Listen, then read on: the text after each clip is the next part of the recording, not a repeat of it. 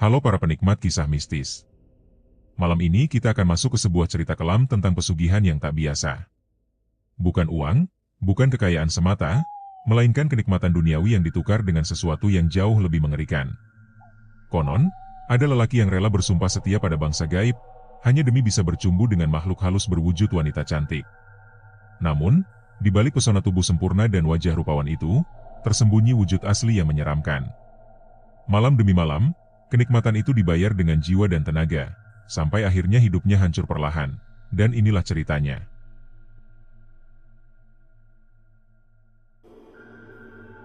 Pada tahun 2015, saya memiliki seorang sahabat yang sudah lama bersama saya.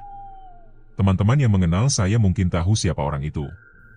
Ia bekerja di sebuah perusahaan, sudah menikah dengan seorang istri cantik, dan memiliki seorang anak. Selain bekerja, ia juga aktif mengikuti sebuah organisasi, bahkan menjadi atlet tarung bebas hingga pernah bertanding di Bandung. Namun, suatu hari, mungkin karena rezeki yang berlimpah, ia tergoda untuk berselingkuh dengan seorang perempuan lain. Kabar perselingkuhannya terbongkar, hingga istrinya mengetahuinya. Sang istri marah besar, meski tidak langsung memperlihatkan kemarahan itu. Hingga pada suatu malam, ketika sahabat saya bernama Asep sedang bersama istrinya. Peristiwa mengerikan pun terjadi. Setelah selesai berhubungan, istrinya yang sudah menyiapkan pisau dapur melakukan tindakan berbahaya. Pisau itu diarahkan ke bagian vital Asep, dan meski tidak mengenai bagian bawahnya, luka yang ditimbulkan dari atas cukup parah. Darah bercucuran hingga membasahi satu bantal penuh, bahkan hampir memutuskan sebagian besar organ vitalnya. Dalam kondisi panik dan kesakitan, Asep menelpon saya untuk meminta tolong. Ia berkata bahwa dirinya sedang celaka dan butuh pertolongan segera. Saat itu, saya masih memiliki motor RGR yang memang sedang tren pada masanya. Tanpa pikir panjang, saya langsung bergegas dari rumah menuju ke tempatnya dalam keadaan penuh kekhawatiran. Ketika saya tiba di rumah sahabat saya terkejut melihat pemandangan yang ada. Darah sudah menggenangi bantal, dan para tetangga pun berdatangan menyaksikan kejadian itu. Ia meminta saya untuk membawanya pergi, tetapi karena motor RGR saya cukup tinggi, ia tidak sanggup naik ke atasnya akibat rasa sakit yang luar biasa. Akhirnya, saya menyewa becak dan menutupi bantal berlumuran darah itu untuk membawanya ke rumah sakit. Sepanjang perjalanan, ia terus kesakitan, darah keluar tanpa henti. Sesampainya di rumah sakit, dokter segera melakukan operasi. Saat saya membantu membereskan pakaiannya, terlihat jelas bahwa bagian vitalnya sudah rusak parah, bahkan bentuknya pun tidak normal lagi. Beberapa hari setelah kejadian itu, ia mendatangi saya dan berkata bahwa ia tidak ingin menikah dengan perempuan lagi. Ia bercerita, seolah putus asa dengan kehidupannya, dan justru menyampaikan niat aneh, ingin menikah dengan jin. Saat itu, ia memang sudah berpisah dengan istrinya. Walaupun belum resmi bercerai, istrinya memilih pergi dan meninggalkannya begitu saja tanpa melapor ke polisi. Sahabat saya begitu terpukul, merasa kehilangan, tetapi juga terikat dengan pesona istrinya yang cantik. Karena itulah, ia berkata ingin menikah dengan jin. Saya mencoba menasihatinya agar tidak tersesat, karena jalan itu berbahaya. Namun ia bersikeras, bahkan berdalih bahwa Nabi Sulaiman pun menikah dengan bangsa jin. Saya kaget mendengar alasannya, tetapi ia tetap teguh dengan pendiriannya. 5 hari kemudian, ia datang lagi ke rumah saya dengan membawa mobil Suzuki Carry. Ia mengajak saya pergi ke Tasikmalaya untuk bertemu seorang aki yang konon bisa menikahkan manusia dengan jin. Menurut informasi dari kakaknya, memang ada orang di Tasikmalaya yang mampu melakukan hal tersebut. Tanpa banyak pikir, saya ikut menemaninya. Di dalam mobil, ia membawa sesaji berupa 6 butir kelapa, bunga, serta kain samping 3 helai yang konon menjadi syarat dari ritual itu. Sepanjang perjalanan menuju Tasikmalaya, ia tampak begitu pasrah. Ia berkata bahwa dirinya sudah siap lahir batin, seolah tidak ada lagi harapan lain dalam hidupnya. Saya bisa merasakan betapa putus asanya ia, apalagi setelah organ vitalnya tidak lagi normal akibat kejadian beberapa waktu lalu. Akhirnya, kami tiba di sebuah rumah terpencil di daerah Tasikmalaya. Rumah itu tampak berbeda dengan bangunan lain di sekitarnya. Meski sederhana, lantainya sudah berlapis marmer, bersih, namun sangat sepi tanpa ada seorang pun yang terlihat. Kami menunggu di sebuah ruang depan yang mirip seperti gebyok atau sekat kayu, semacam pintu khas Jawa, yang menjadi pembatas menuju ruangan dalam. Kami duduk di tempat yang memiliki gebyok kayu sebagai sekat, menunggu dengan perasaan campur aduk. Hampir setengah jam berlalu tanpa ada seorang pun muncul. Kami hanya duduk, merokok, dan menunggu dalam diam. Hingga akhirnya, Dari belakang rumah itu, muncullah seorang lelaki tua. Ia mengenakan ikat kepala segitiga, wajahnya tenang namun berwibawa, yang membuat saya terkejut bukanlah penampilannya, melainkan caranya berbicara. Lelaki tua itu berbicara dengan bahasa Indonesia yang jelas, bukan bahasa Sunda totok seperti kebanyakan orang di daerah Tasikmalaya. Ia langsung menatap kami dan bertanya, apa tujuan kami datang ke tempat itu? Saya memberi salam, lalu menjelaskan bahwa sahabat sayalah yang memiliki tujuan. Lelaki tua itu kemudian menatap sahabat saya dengan tajam, seolah sudah mengetahui isi hatinya. Tanpa basa-basi, ia langsung berkata bahwa jika ingin menikah dengan bangsa jin, maka ada konsekuensi besar yang harus dipahami. Ia menjelaskan bahwa jika pernikahan itu menghasilkan anak berwujud jin, maka sahabat saya harus ikut masuk ke alam mereka dan menjalani kehidupan di sana. Namun, bila anak yang lahir berwujud manusia, maka ia akan tumbuh cacat atau memiliki keterbelakangan mental. Semua itu adalah bagian dari perjanjian yang tak bisa ditawar. Selain itu, ia juga menegaskan bahwa pernikahan dengan bangsa jin harus memiliki tujuan yang jelas, apakah demi ilmu atau demi harta. Jika tujuan sahabat saya adalah harta, maka ia harus mampu memberikan kepuasan dan kesenangan berulang kali kepada pasangannya. Sebagai gantinya, ia akan menerima rezeki yang berlipat ganda.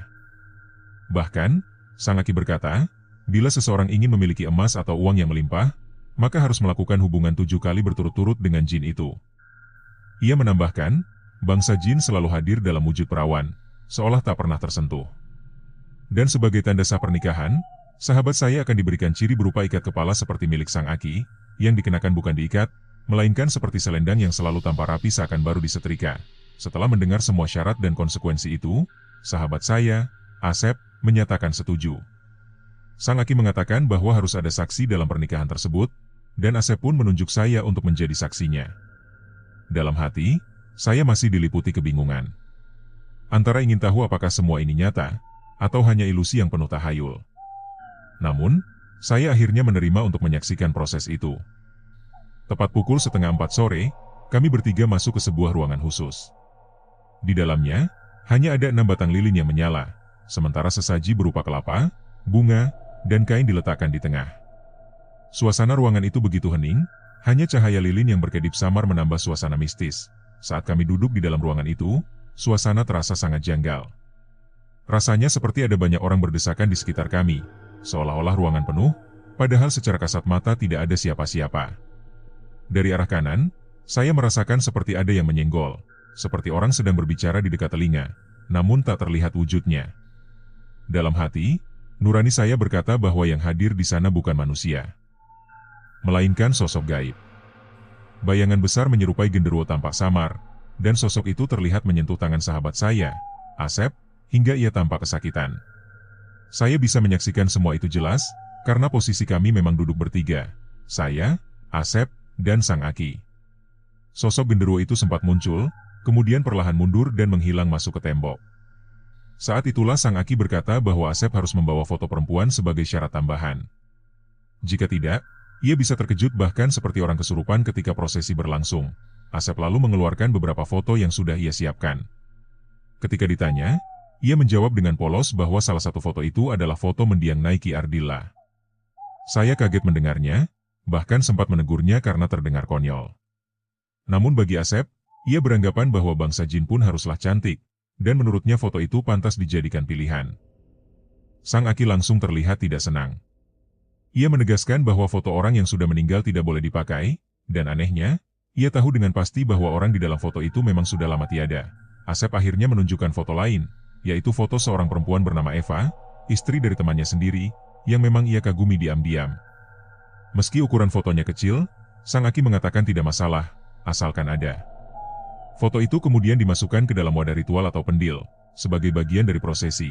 Setelah ritual selesai, kami kembali duduk di lobi rumah itu. Sebuah bangunan kecil menyerupai gubuk namun terbuat dari keramik dan genteng, berfungsi seperti ruang tunggu. Kami mengobrol bertiga. Tetapi di dalam hati saya merasa heran. Dari tadi tidak ada minuman atau suguhan apapun, padahal Asep sudah mengeluarkan banyak uang untuk sesaji. Anehnya, saat perasaan itu muncul di benak saya, Sang Aki tiba-tiba berkata bahwa sebentar lagi akan ada yang menyuguhkan makanan dan minuman. Tak lama kemudian, saya menoleh ke sebelah kiri, dan tiba-tiba sudah ada hidangan di atas meja. Aneka makanan tersaji, seperti apem, kopi, dan teh susu, masing-masing 3 gelas, seakan disiapkan khusus untuk kami bertiga. Saya semakin heran, karena baru saja saya berpikir dalam hati, tetapi Aki itu sudah merespon seolah tahu isi pikiran saya. Sambil menunjuk hidangan itu, sang Aki berkata bahwa makanan tersebut disuguhkan oleh istrinya. Dalam hati, saya semakin bingung. Jangan-jangan, yang akan dinikahkan dengan sahabat saya ini bukan bangsa jin seperti yang ia bayangkan, melainkan anak atau bahkan keluarga dari sang Aki sendiri. Pikiran itu berputar-putar di kepala saya, menambah suasana semakin aneh dan misterius. Dalam hati, saya merasa penasaran. Dengan iseng, saya bertanya kepada sang Aki, apakah sosok yang akan dinikahkan dengan Asep itu cantik atau tidak. Aki menjawab bahwa sosoknya cantik luar biasa, bahkan lebih indah dari apa yang terlihat di dalam foto. Ia mengatakan bahwa wujud aslinya akan diperlihatkan nanti, dan benar saja, sekilas saya melihat sosok perempuan lewat dengan kecantikan yang menakjubkan.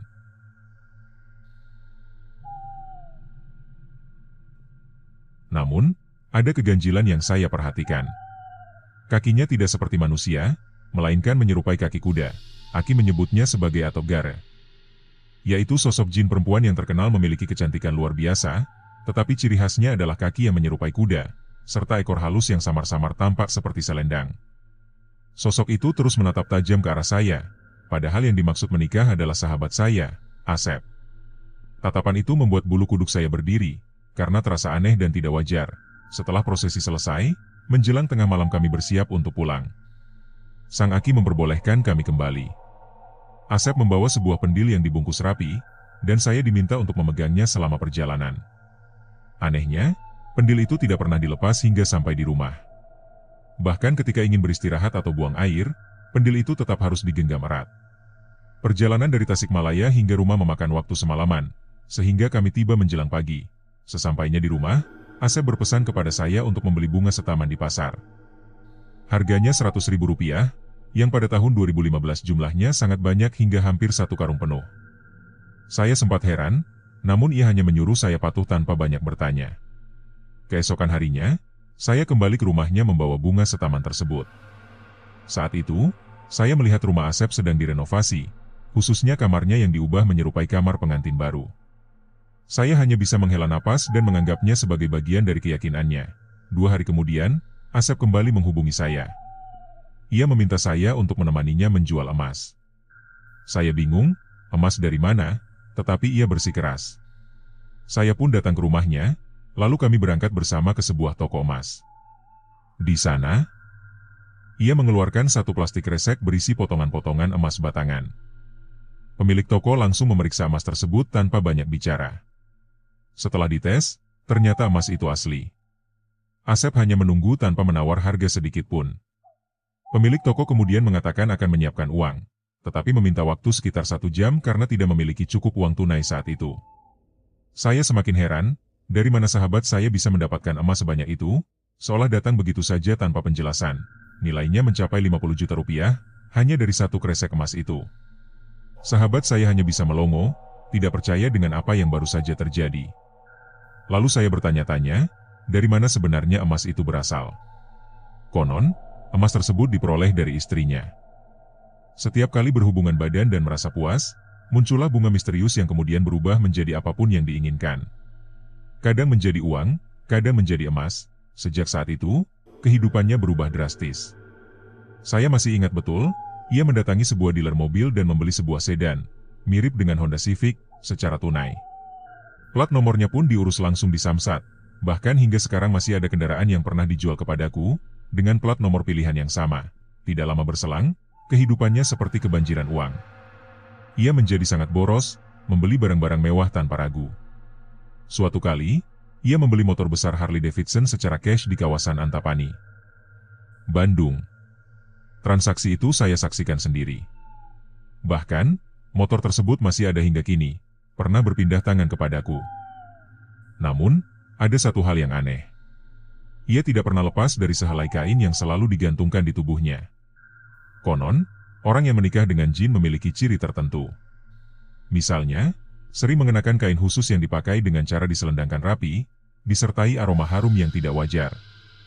Selain itu, suara mereka juga bisa terdengar sengau, seperti berdengung, serta memiliki kebiasaan mengusap bahu berulang kali. Semua ciri itu ada pada sahabatku, Setelah membeli motor, ia bahkan membeli rumah mewah di sebuah perumahan. Saya semakin heran, dari mana semua harta itu datang. Ketika saya menanyakan asal-usulnya, ia hanya menjawab bahwa setelah berhubungan dengan istrinya, seluruh lampu kamar dimatikan. Lalu bunga misterius dilemparkan ke kasur. Saat itu pula bunga tersebut seketika berubah menjadi apapun yang diinginkan. Uang jika menginginkan uang, emas jika menginginkan emas. Logika saya menolak untuk percaya. Namun, kenyataan di depan mata sulit disangkal. Saya sendiri pernah melihat bunga setaman yang dibawanya ke kamar. Seharusnya, bunga itu layu keesokan harinya dan dibuang. Namun anehnya, bunga itu tidak pernah terlihat lagi. Tidak ada sisa, tidak ada bekas, seolah benar-benar lenyap dan berganti menjadi sesuatu yang berharga. Semua yang ia inginkan seakan terwujud begitu saja.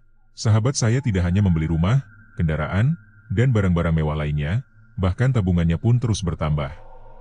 Suatu hari ia berkata bahwa ia memiliki simpanan besar di bank, seolah tidak ada habisnya. Pernah, ia mengajak saya naik motor Harley miliknya menuju daerah Tegal. Katanya ingin bersenang-senang di sebuah pub. Ia bahkan menawari saya untuk ditemani perempuan yang ada di sana, namun saya menolak. Dalam hati sebenarnya ingin, tapi rasa takut membuat saya mengurungkan niat. Ia tetap melanjutkan kesenangannya bersama dua orang perempuan. Anehnya, ia mengatakan bahwa istrinya yang berasal dari bangsa jin tidak akan pernah cemburu. Ia hanya akan cemburu jika dirinya memiliki pusaka, karena pusaka itu dianggap mampu menyinggung hadam atau pengikut bangsa jin. Sepulang dari Tegal, kami melewati sebuah daerah bernama Rawa Urip. Saat itu motor Harley yang masih baru tiba-tiba mogok. Mesin tidak bisa dinyalakan meski sudah dicoba berulang kali. Sahabat saya pun melepas kain selendangnya, lalu mengibaskannya sambil seperti berbicara sendiri dengan nada kesal. Anehnya, seketika udara di sekitar dipenuhi wangi harum, padahal ia tidak memakai parfum. Beberapa saat kemudian, sesuatu yang tidak masuk akal terjadi. Motor yang sebelumnya mati mendadak berjalan kembali, seakan didorong oleh kekuatan tak terlihat. Ketika saya menoleh ke belakang, jantung saya seakan berhenti. Tampak sosok perempuan cantik namun pucat, dengan rambut panjang tergerai ke depan karena angin malam, sedang mendorong motor itu. Saya hanya bisa terdiam. Ia menoleh kepada saya dan berkata dengan santai, "Diam saja, itu istriku." Wujud perempuan itu benar-benar mirip dengan seseorang yang saya kenal, bernama Eva, teman istrinya yang pernah saya lihat di foto. Kemiripannya sangat nyata, meski jelas terasa ada sesuatu yang ganjil.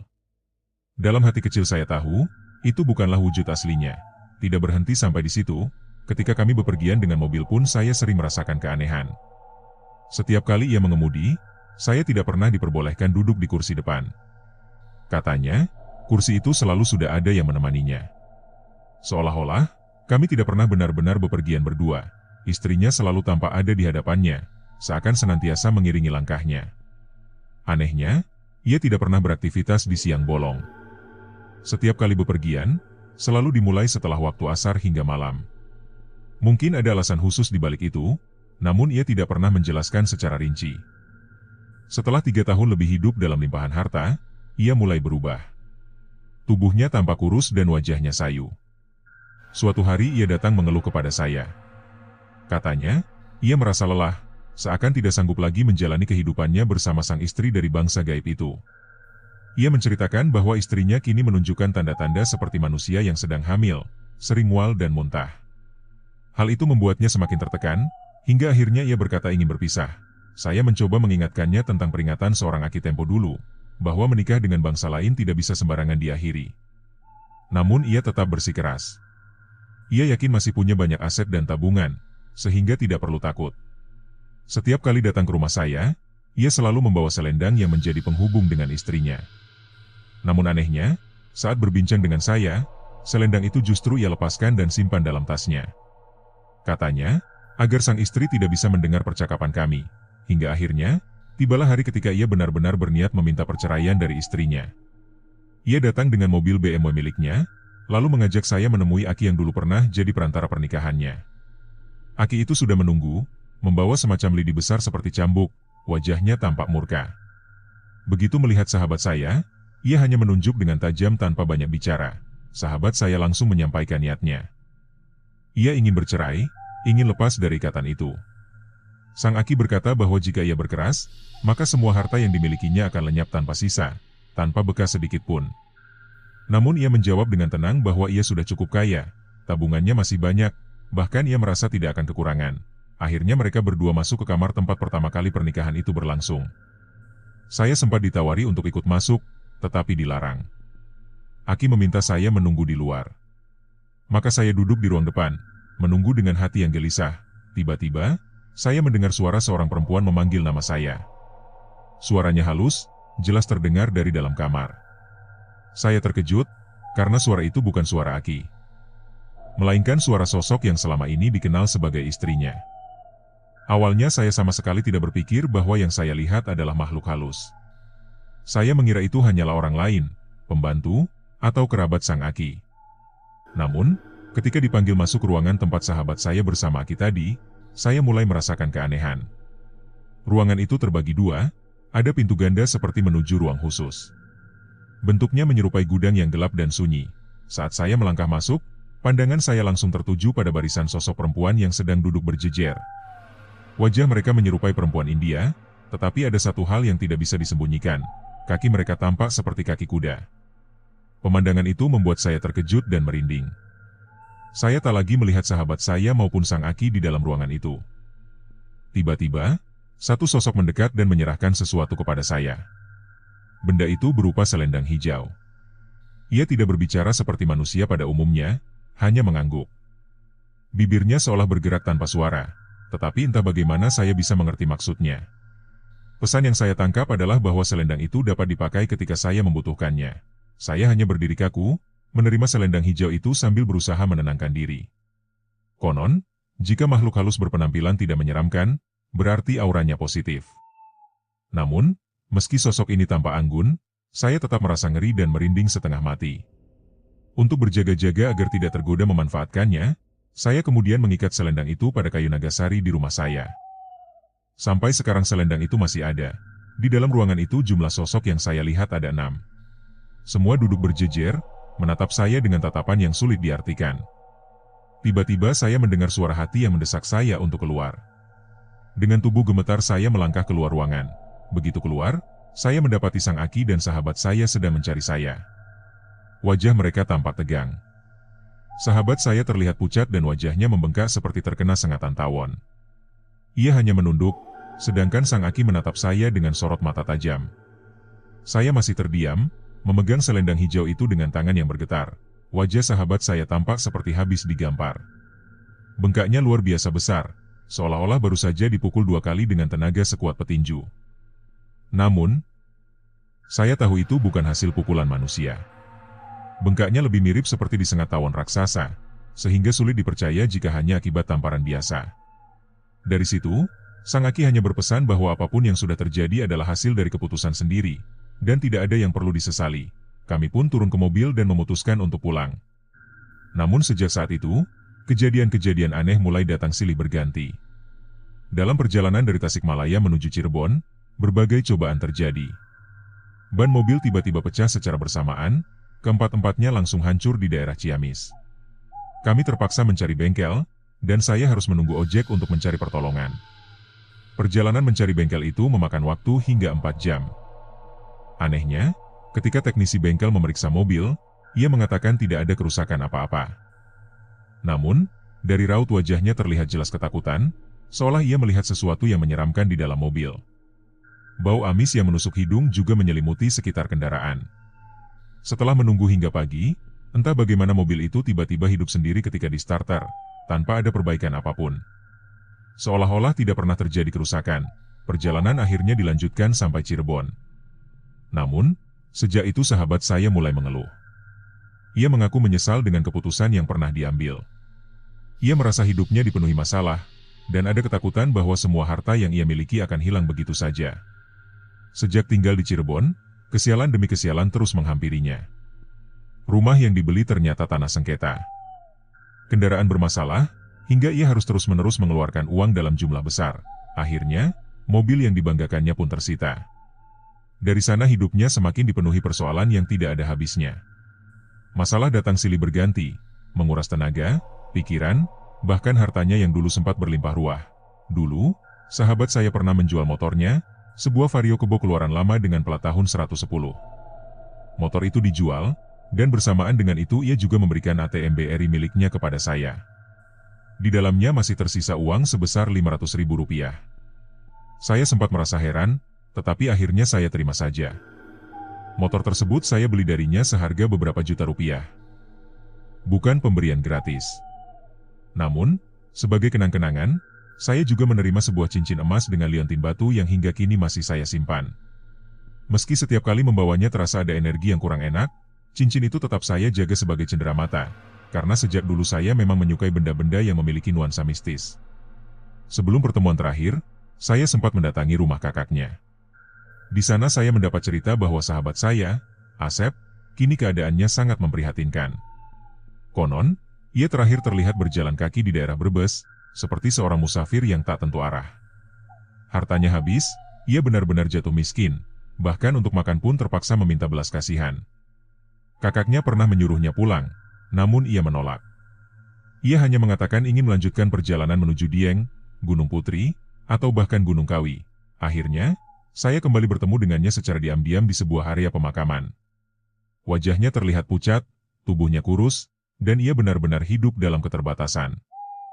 Saat itu, saya memberinya sedikit uang, hanya Rp50.000, agar ia bisa bertahan. Kondisinya membuat saya terkejut, karena semua harta yang pernah dimilikinya sudah habis, bahkan pakaian yang dikenakannya pun tanpa seadanya, seolah-olah sudah dijual habis demi bertahan hidup. Andai saja ia tidak bercerai waktu itu, mungkin hidupnya masih bisa bertahan dalam kemewahan. Namun sayang, ada syarat yang harus dipenuhi untuk mempertahankan kekayaannya. Konon, setiap kali ia ingin mendapatkan harta atau mengubah sesuatu, seperti bunga menjadi emas atau uang, ia harus melakukan hubungan dengan sosok Nyai gaib sebanyak 7 kali berturut-turut. Jika ia berhenti, maka keberuntungan itu pun sirna. Akhirnya, hidupnya pun hancur karena tidak sanggup lagi menanggung beban dari perjanjian gaib tersebut. Sahabat saya pernah menceritakan bahwa setiap minggu ia dituntut untuk melakukan hubungan dengan sosok gaib yang menjadi istrinya. Minimal 1 kali dalam sepekan, biasanya pada hari Selasa. Namun, setelah bertahun-tahun, ia merasa tidak sanggup lagi menanggung kewajiban itu. Selama 4 tahun ia bertahan, hingga akhirnya tubuhnya semakin kurus, padahal sebelumnya ia bertubuh besar dan kuat layaknya seorang petinju. Anehnya, meskipun fisiknya melemah, ia tidak pernah terserang penyakit seperti diabetes atau yang lainnya. Konon, orang yang menikah dengan makhluk gaib tidak akan mengalami penyakit duniawi semacam itu. Keadaan ini memperlihatkan bahwa orang yang bersekutu dengan makhluk gaib terkadang terlihat seperti memiliki ilmu khusus. Namun sebenarnya, bukan ia yang tahu, melainkan istrinya dari alam gaib yang memberi petunjuk dan pengetahuan tersebut. Belakangan saya ketahui bahwa sosok gaib yang dinikahinya tidak lain adalah putri dari makhluk halus yang disebut Aki. Konon, Aki itu sendiri tidak bisa masuk sepenuhnya ke alam gaib bila tidak melalui ikatan perkawinan dengan anak peri tersebut. Saya sempat bertanya-tanya, bagaimana bisa Aki itu tidak terikat di alam gaib. Rupanya, hal itu karena ia tidak pernah memakan makanan dari dunia mereka. Aki pernah berpesan kepada saya, bila suatu saat ikut hajatan di alam sana, jangan sekali-kali makan atau minum apapun, meskipun tampak menggoda.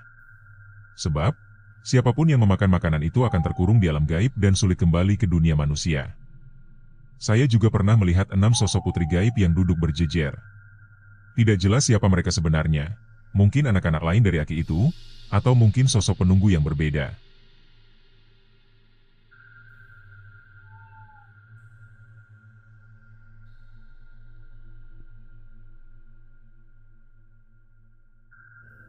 Itulah kisah kelam tentang pesugihan penikmat jin betina. Sebuah perjanjian gelap yang penuh dengan nafsu, namun berujung pada kehancuran. Ingat, setiap jalan pintas selalu menyimpan bayangan yang menunggu untuk menelan siapa saja yang tergoda. Semoga cerita ini menjadi pelajaran agar kita selalu berhati-hati dalam memilih jalan hidup. Jika kalian suka dengan cerita horor ini, jangan lupa untuk subscribe, tekan tombol like, dan tinggalkan komentar kalian di bawah. Sampai jumpa di kisah mistis berikutnya. Dan ingatlah, kegelapan selalu mengintai di sekeliling kita.